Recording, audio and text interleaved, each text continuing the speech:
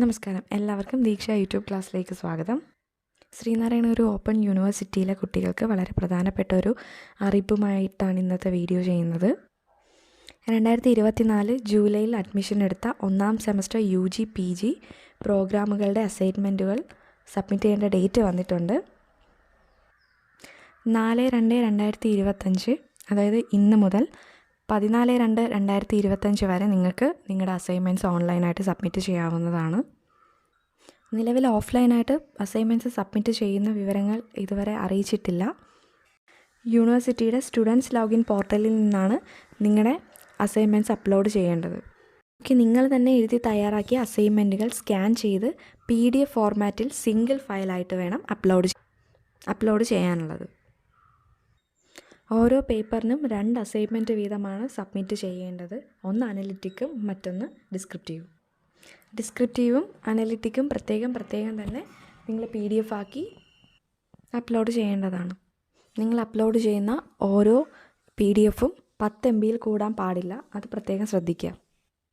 ഒരുപക്ഷെ നിങ്ങൾ അപ്ലോഡ് ചെയ്യുന്ന നിങ്ങളുടെ PDF 10 MB കൂടുതലാണെങ്കിൽ ഏതെങ്കിലും ഒരു സോഫ്റ്റ്വെയർ ഉപയോഗിച്ച് അത് കംപ്രസ് ചെയ്ത് 10 MB ആക്കി കുറയ്ക്കുക.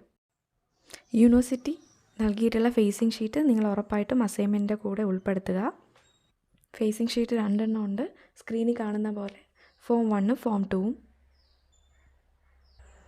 ഫോം 1 ഡിസ്ക്രിപ്റ്റീവിനൊപ്പവും ഫോം 2 അനലിറ്റിക്കിനൊപ്പമാണ് ചേർക്കേണ്ടത്.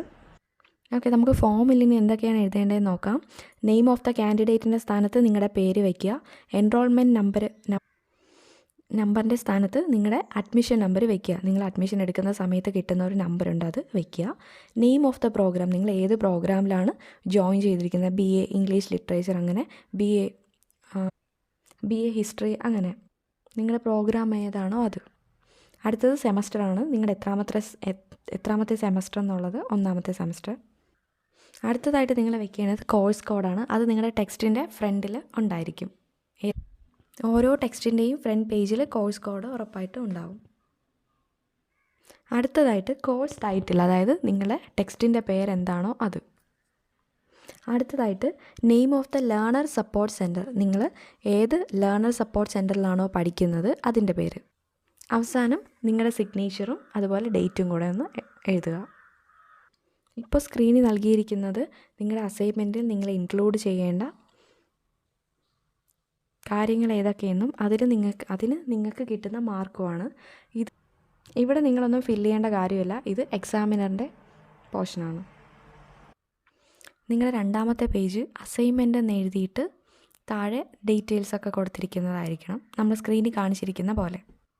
ഫേസിംഗ് ഷീറ്റ് കഴിഞ്ഞാൽ ഉറപ്പായിട്ടും ഈ പേജ് വയ്ക്കണം. ഓക്കെ, നിങ്ങൾ അസൈൻമെൻറ്റിൻ്റെ താഴെയായിട്ട് ഈ അസൈൻമെൻറ്റ് ഡിസ്ക്രിപ്റ്റീവ് ആണോ അനലിറ്റിക് ആണോ എന്നും കൂടെ ഒന്ന് എഴുതിയിരിക്കുക.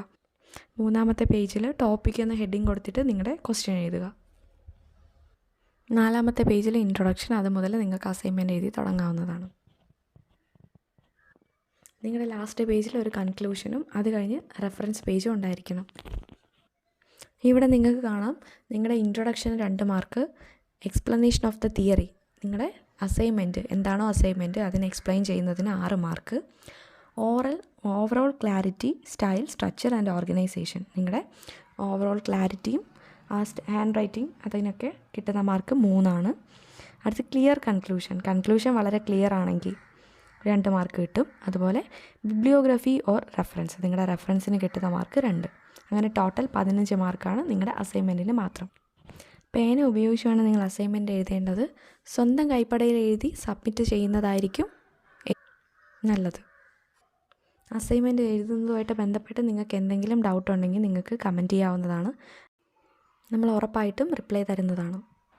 നിലവിൽ അസൈൻമെൻറ്റ് ഓൺലൈനായിട്ടാണ് സബ്മിറ്റ് ചെയ്യേണ്ടത്. എന്നിരുന്നാൽ കൂടിയും നിങ്ങൾ എഴുതിയ അസൈൻമെൻറ്റ് സൂക്ഷിച്ച് വയ്ക്കുക. കാരണം നിങ്ങളുടെ ലേണർ സപ്പോർട്ട് സെൻറ്ററിൽ അത് സബ്മിറ്റ് ചെയ്യേണ്ടി വരും. അസൈൻമെൻറ്റുമായി ബന്ധപ്പെട്ട് നിങ്ങൾക്ക് എന്ത് ഡൗട്ട് ഉണ്ടെങ്കിലും കമൻറ്റ് ചെയ്യാവുന്നതാണ്.